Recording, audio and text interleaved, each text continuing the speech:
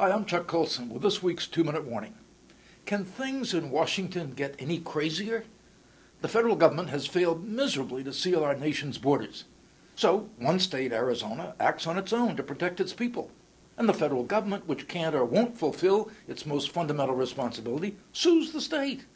What farcical political posturing over immigration. One party intent on pandering to the Hispanic vote, the other pandering to the xenophobes in our society. And this over an issue that is of vital importance to us as a nation. As I mentioned on my Breakpoint radio commentary, we need a principled debate. We need leaders who will serve the common good. But that's not what we're getting right now.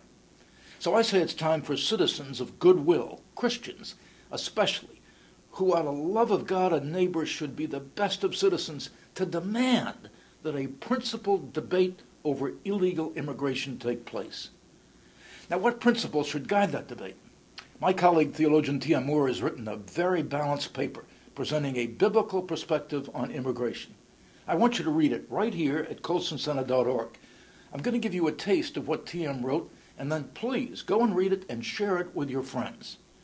First, let's always remember, as T.M. says, that God defends strangers. He has a compassion for those who have left all and risked all to find new lives in a strange country.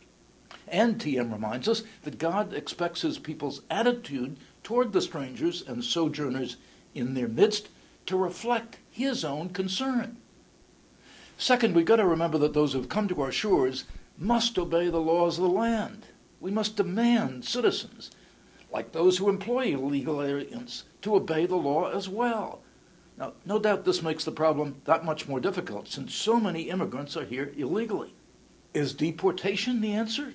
Or, as some in Congress are proposing, is there a path to citizenship that acknowledges wrongdoing and requires reparation on the part of illegals, say in terms of community service? Perhaps. Congressman Mike Pence of Indiana offered a very reasonable compromise along these lines during the Bush administration. That is certainly preferable to amnesty, which makes a mockery of the rule of law, which we Christians on biblical grounds must always uphold. Third, as T.M. argues, we've got to remember that the teeming waves of immigrants coming to America are a sign of God's tremendous blessing upon this nation. As he reminds us, the American experiment, while forged out of many influences, including secular and economic, nevertheless had a firm anchor in biblical law for its social and cultural moorings. And from those moorings, from that Judeo-Christian foundation, a nation of immigrants, has experienced freedom and prosperity for nearly all of its existence. So the most urgent need is for Congress to stop using the issue of immigration for political gain.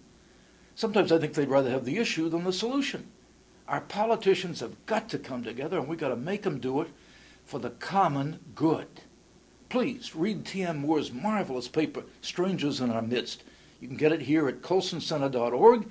It's time we apply biblical teaching to the heated debate over immigration. I'm Chuck Colson. That's this week's 2-Minute Warning.